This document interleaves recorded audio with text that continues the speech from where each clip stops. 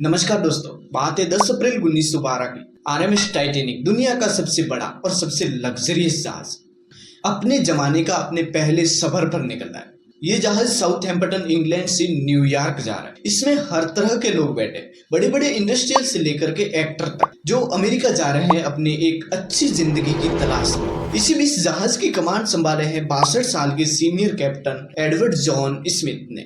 इस जहाज को लेकर पैसेंजर, पब्लिक और मीडिया में काफी एक्साइटमेंट है। ये जहाज ना सिर्फ दुनिया की सबसे बड़ी शिप है, यानी 269 मीटर लंबी, 50 मीटर ऊंची है, बल्कि इसमें लग्जरियस इस्तेमाल की गई। इस शिप को बनाने की कहानी एक दिल दहला देने वाली। उस जमाने में इस शिप को बनाने की कॉस्ट पड़ी थी $7.5 मिलियन। ये जहाज इतना महंगा है कि इस शिप के अंदर की फैसिलिटी और डेकोरेशन किसी 5 स्टार होटल से कम नहीं है। स्टेंड ग्लास की खिड़कियां, 2 बड़े बड़े ग्राउंड स्टेक, एक स्विमिंग पूल, एक टर्किश बाथ, इलेक्ट्रिक बाथ, एक जिम, 4 रेस्टोरेंट और तो और एक लाइब्रेरी, 2 बारबत की दुकानें और तो और जिस प्रकार के सेफ्टी फीचर का इस्तेमाल किया गया था इस टाइटैनिक जहाज को बनाने के लिए, इसी कारण इस जहाज को एक अनसिंकेबल माना गया था। इस अनसिंकेबल जहाज को बनाने वाली कंपनी का नाम व्हाइट स्टार लाइन था। इस कंपनी के वाइस प्रेसिडेंट थे फिलिप्स एएस रनकूर। वो इतने कॉन्फिडेंस थे इस जहाज को लेकर कि उन्होंने पब्लिक में कहा था कि ये जहाज तो अनसिंकेबल है, ये तो कभी डूब ही नहीं सकता। लेकिन अपने सफर पर रवाना होने के सिर्फ 2 ही दिन बाद 12 अप्रैल 1912 को अपनी पहली वार्निंग मिल जाती है कि आगे बड़े बड़े आइस बर्फ है। यानी जिस अटलांटिक ओशन पर तैरकर टाइटैनिक अमेरिका की ओर आगे बढ़ रहा है, वहां बड़े बड़े आइस बर्फ मौजूद है, जो खतरा है इस जहाज के लिए। लेकिन ये वार्निंग इतनी इनविजिबल नहीं है, क्योंकि समुद्र से गुजरने वाले प्रत्येक जहाज आसपास मौजूद जहाजों से एक दूसरे से रेडियो के जरिए कम्युनिकेट करते रहते हैं। आगे बड़े बड़े आइस बर्फ पे ध्यान से चलना। इस वार्निंग को रिसीव करने के बाद टाइटैनिक 2 बार अपने एरिया को बदलता है डेंजर को अवॉइड करने के लिए। लेकिन टाइटैनिक अपनी स्पीड को कम नहीं करती, यानी 21.5 नॉट्स, जो कि 40 किलोमीटर प्रति हावर की स्पीड से आगे बढ़ती रहती है। इस 2 दिन बाद 14 अप्रैल 1912 को 7 और वार्निंग मिल जाती है। लेकिन कैप्टन स्मिथ और क्रू मेंबर्स इस वार्निंग को भी इग्नोर कर देते हैं। इसी बीच वो टाइटैनिक की स्पीड को भी कम नहीं करते। धीरे धीरे सूरज ढलने लगता है और रात हो जाती है, तापमान नीचे गिरने लगता है। लेकिन 14 अप्रैल की रात की खास बात यह थी कि उस दिन कोई चांद बाहर नहीं आया था, इसलिए बिना मून के कोई मूनलाइट नहीं थी। इसी कारण आगे की विजिबिलिटी काफी कम थी। जहाज के ऊपर एक क्रूज नेट होता है और ये एक छोटा सा प्लेटफॉर्म होता है जहां पर किसी व्यक्ति को बैठाया जाता है और वो आगे देखता है कि आगे कोई ट्रैफिक या कोई और चीज तो नहीं है। इसलिए उस दिन उस जगह पर जिस बंदे को बैठा रखा था उसको ठंड का सामना करना पड़ रहा था। काफी तेज रफ्तार से ठंडी हवाएं चल रही थी, जिससे आगे देखना काफी मुश्किल हो रहा था। रात के 11:39 पर वहां बैठा फेडरिक फिट नामक एक बंदे को आगे एक बर्फ का बड़ा सा पहाड़ दिखता है। इससे बचने के लिए वो 3 बार घंटी बजाता है ताकि नीचे बैठे हुए कैप्टन उसको सुन सके, और फिर फोन उठाकर कॉल करता है ब्रिज पर बैठे हुए ऑफिसर। चिल्ला कर कहता है कि जहाज के सामने बहुत बड़ा पहाड़ आ गया है, उसे जल्दी से मोड़ो। ब्रिज पर बैठे फर्स्ट ऑफिसर विलियम्स इस इंफॉर्मेशन को सुनते हैं। इंजन रूम को संदेश देते हैं कि जहाज को लेफ्ट साइड की तरफ मोड़ो, लेकिन तब तक काफी लेट हो चुका था। सिर्फ 1 मिनट बाद 11:40 पर जहाज जाकर के आइस बर्फ से उतरा।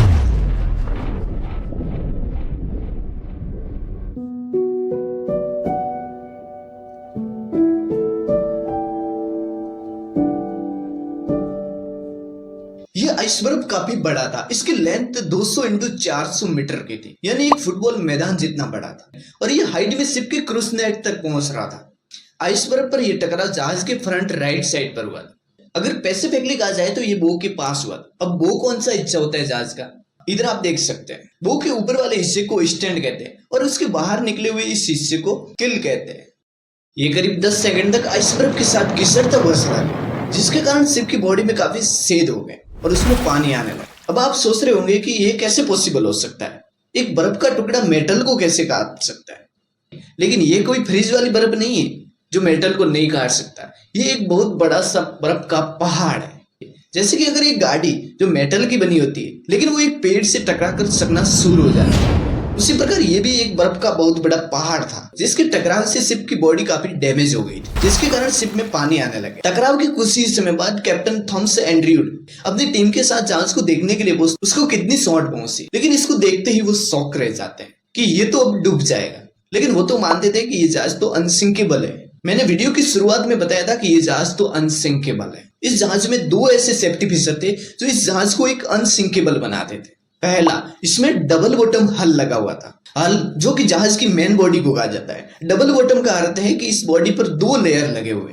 अगर एक टूट भी जाए तो दूसरे से काम चल जाएगा। नंबर 2, इसके हल की मेन बॉडी को 16 अलग अलग पार्ट में डिवाइड किया गया था। यानी 16 कंपार्टमेंट में से अगर 4 कंपार्टमेंट पानी से भर जाए तो भी ये जहाज नहीं डूब सकता। लेकिन आइसबर्ग वाला जो टकराव हुआ था वो शिप के साइड वाले भाग में हुआ था। यानी जो हल लगा हुआ था वो इस टकराव में कोई काम का नहीं था, क्योंकि हल तो शिप के निचली साइड में लगा हुआ था और टकराव उसकी साइड वाले हिस्से में हुआ, जो कि साइड वाले भाग में तो सिर्फ एक ही लेयर लगी हुई थी। और दूसरा, आइसबर्ग के साथ टकराव इतना लंबा था कि 16 में से 6 कंपार्टमेंट बुरी तरह से डैमेज हो गए थे और लिमिट सिर्फ 4 तक थी। इसी कारण इस जहाज को अब डूबने से कोई नहीं बचा। टकराव के करीब 20 मिनट बाद कैप्टन स्मिथ अपने क्रू मेंबर्स को एक संदेश भेजते हैं कि अपने जहाज से एक रेडियो सिग्नल भेजो, ताकि आसपास मौजूद कोई जहाज होगा जो शायद कॉल को अटेंड कर दे और हमें बचाने आए। Senior radio operator Jack Phillips, जो हमारी कहानी के एक हीरो निकलते हैं, जो एक के बाद एक डिस्टेंट कॉल भेजते रहते हैं। कोई तो होगा जो हमारी डिस्टेंट कॉल को अटेंड करते और हमें बचाने आए, लेकिन कहीं से कोई रिस्पॉन्स नहीं आता। आरएमएस कार्पेथिया जहाज जो इस डिस्टेंट सिग्नल को पकड़ रहते हैं, जिसे रेडियो ऑपरेटिंग के जरिए इस सारी घटना को बताया जाता है। उसके बाद आरएमएस कार्पेथिया जहाज के कैप्टन डिसीजन लेते हैं कि चलो इसे बचाने जाए। लेकिन प्रॉब्लम इतनी सी है कि कार्पेथिया जहाज इस जहाज से 107 किलोमीटर दूर है। अगर वो अपनी टॉप स्पीड पर भी चले तो भी उसको 3.5 घंटे लग जाएंगे वहां तक पहुंचने के लिए। इसके अलावा टाइटेनिक रॉकेट को भी फायर करते हैं ताकि कोई आसपास और जहाज हो जो हमें बचाने आ जाए, लेकिन आरएमएस कार्पेथिया के अलावा किसी और जहाज से कोई रिस्पांस नहीं आता। इसी बीच कैप्टन ऑर्डर देता है कि पैसेंजर को इवैक्यूएट किया जाए लाइट बोट के जरिए। प्रोटोकॉल के अनुसार बच्चों और औरतों को पहले प्रायोरिटी मिलेगी लाइट बोट में बिठाने। जहाज में बैठे हुए लोगों की बात की जाए तो अधिकतर लोगों को डरने लग रहा था, क्योंकि वो तो मानते थे कि ये जहाज तो एक अनसिंकेबल है। हाँ, कोई छोटा मोटा एक्सीडेंट हुआ होगा वो ठीक कर देंगे और हम बच जाएंगे, क्योंकि कंपनी ने तो जो एड निकाली थी उसमें तो ये दावा किया गया था कि ये जहाज तो अनसिंकेबल है, यानी ये कभी नहीं डूब सकता। तो कोई छोटी मोटी टक्कर होगी जिससे तो हम बच ही जाएंगे, इतनी चिंता करने की कोई जरूरत नहीं। इसी रीजन के कारण जो पहली लाइट बोट उतारेगी उसमें 65 लोगों की कैपेसिटी थी, लेकिन उसमें सिर्फ 28 लोग ही बैठे और आधी बोट खाली चली गई। लेकिन धीरे धीरे टाइम के साथ साथ एक के बाद एक कंपार्टमेंट पानी से भरने लग गया और जहाज धीरे धीरे टिल्ट होने लगे। उसके बाद लोगों ने रियलाइज किया कि ये जहाज तो अब एक्चुअली में डूब जाएगा, जिसके कारण लोगों में जबरदस्त कियोस्क फैल गया। रात के 1 बजे तक जहाज के आगे वाले कंपार्टमेंट में इतना पानी भर गया था कि जहाज धीरे धीरे टिल्ट होने लगी थी और शिप का जो बो होता है वो पानी में डूबने लग गया, जिसके कारण शिप का पीछे वाला भाग पानी से बाहर आने लग गया। और जहाज जब इतना ज्यादा टिल्ट होने लग गया तो लोगों ने हड़बड़ी मचा दी और वो एक दूसरे से लड़ने लगे लाइट बोट में बैठने के लिए। लेकिन लाइट बोट को लेकर प्रॉब्लम इतनी बड़ी थी कि इसमें सिर्फ 20 लाइट बोट ही मौजूद थी, जिसमें अप्रोक्सीमेटली 1200 लोग ही आ सकते थे। लेकिन जहाज में उस समय करीबन 2200 लोग मौजूद। रात के 1:05 पर आखिरी लाइट बोट को जहाज से उतारी गई, लेकिन जहाज में अभी भी करीब 1500 लोग मौजूद थे। इस कियोस्क के बीच कुछ लोगों ने कोशिश की थी लाइट बोट में अपनी जगह छीनने की, कुछ लोगों ने तो अपना भाग्य ही मान लिया था और जहाज में ही रुके रहे।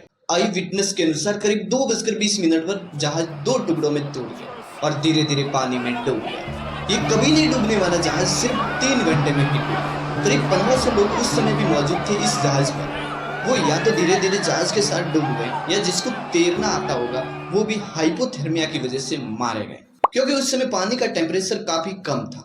जहाज के कैप्टन, जिसे कहा जाता है कि वो जहाज के अंतिम समय तक जहाज पर बने रहे और जहाज के साथ डूब गए। लेकिन कुछ लोगों का मानना है कि उन्होंने स्वयं पर गोली मारकर आत्महत्या कर। इसी बीच आरएमएस कार्पेथिया जहाज जो टाइटेनिक के लोगों को बचाने के लिए पहुंचता है करीबन 3:30 बजे से 4 बजे के बीच 1 घंटे लेट, जो कि सिर्फ लाइट बोट पर मौजूद 705 लोगों को ही बचा पाता है। लेकिन इसी बीच अगर मैं आपसे कह दूं कि टाइटेनिक से सिर्फ 37 किलोमीटर दूर एक जहाज मौजूद था, एसएस कैलिफोर्निया। हाँ, ये सच है, क्योंकि टाइटेनिक के डूबने से सिर्फ 1 घंटे पहले ही एसएस कैलिफोर्निया ने अपने सिग्नल के जरिए टाइटेनिक को बताया था कि आगे आइसबर्ग है, सावधान रहना। इसके बाद करीब 11:15 पर एसएस कैलिफोर्निया ने अपना रेडियो ऑफ कर दिया था और वो रुक गए थे इस खतरे को देखते हुए। जहाज को रोके रखा था और रेडियो टर्न ऑफ था।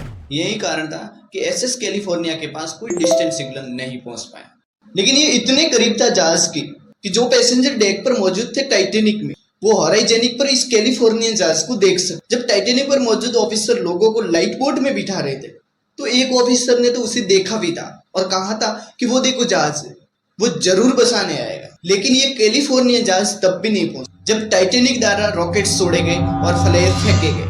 रात के करीब 12 बजे बाद रिपोर्ट किया जाता है कि जो कैलिफोर्नियन जहाज पर क्रू मेंबर्स मौजूद थे उन्होंने देखा था टाइटैनिक से निकलते हुए रॉकेट को, और उन्होंने अपने कैप्टन स्टैनली लोड को भी इन्फॉर्म किया था। लेकिन कैप्टन कहते हैं कि ये कोई डिस्ट्रेस सिग्नल नहीं है, क्योंकि टाइटैनिक में अमीर लोग जाते हैं और वो एक पार्टी कर रहे हो। अगर उस रात कैप्टन ने सीरियसली लिया होता तो बहुत से लोगों की जान बच जाती। जब वो अगली सुबह रेडियो को ऑन करते हैं तो उसको एक SOS प्राप्त होती है। वो वहां पहुंचते हैं लेकिन तब तक काफी लेट हो चुका था। दोनों इंक्वायरी की गई इन्वेस्टिगेशन में, तो उन्होंने कैलिफोर्निया जहाज के कैप्टन पर ब्लेम डाला गया। लेकिन इतने बड़े डिजास्टर के पीछे सिर्फ इस एक व्यक्ति को ब्लेम नहीं किया जा सकता। इस डिजास्टर के पीछे और भी बहुत से कारणों को माना गया है। वैसे मैंने इस वीडियो की शुरुआत में लाइट बोट वाला बताया था कि उन्होंने अपने जहाज पर सफिशिएंट लाइट बोट रखे ही नहीं गए थे, क्योंकि टाइटैनिक बनाने वाली कंपनी का तो मानना था कि ये जहाज तो अनसिंकेबल है, यानी ये कभी डूब ही नहीं सकता। दूसरी सबसे बड़ी गलती टाइटैनिक के कैप्टन की मानी जाती है, यानी जिस दिन टाइटैनिक का आइसबर्ग के साथ टकराव हुआ था उस दिन एक सेफ्टी ड्रिल होनी थी, लेकिन टाइटैनिक के कैप्टन ने उसको कैंसिल कर दिया।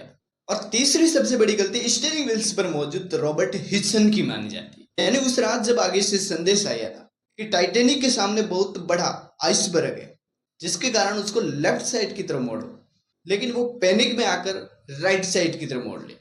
ये एक उल्टी डायरेक्शन थी जो टाइटैनिक को और अधिक आइसबर्ग के पास ले गया। इसके अलावा एक और पॉपुलर थ्योरी सजेस्ट करती है कि जोसेफ ब्रुक जो चेयरमैन और मैनेजिंग डायरेक्टर थे व्हाइट स्टार लाइन के, यानी जिस कंपनी ने टाइटैनिक को बनाया था, उन्होंने कैप्टन स्मिथ को इन्फ्लुएंस किया था कि शिप की रफ्तार कम नहीं होनी चाहिए। यानी कंपनी की तरफ से जबरदस्त प्रेशर था कि जहाज को अपनी पहली जर्नी सिर्फ 6 दिन में ही पूरी करनी है, ताकि एक रिकॉर्ड टूट सके कि ये जहाज ना सिर्फ दुनिया का सबसे बड़ा और सबसे लग्जरियस जहाज है, बल्कि सबसे तेज चलने वाला भी जहाज है। इसलिए इस एक डिजास्टर ने इस कंपनी को हमेशा के लिए बदल के। हेलो दोस्तों, ये हमारे YouTube करियर का पहला वीडियो।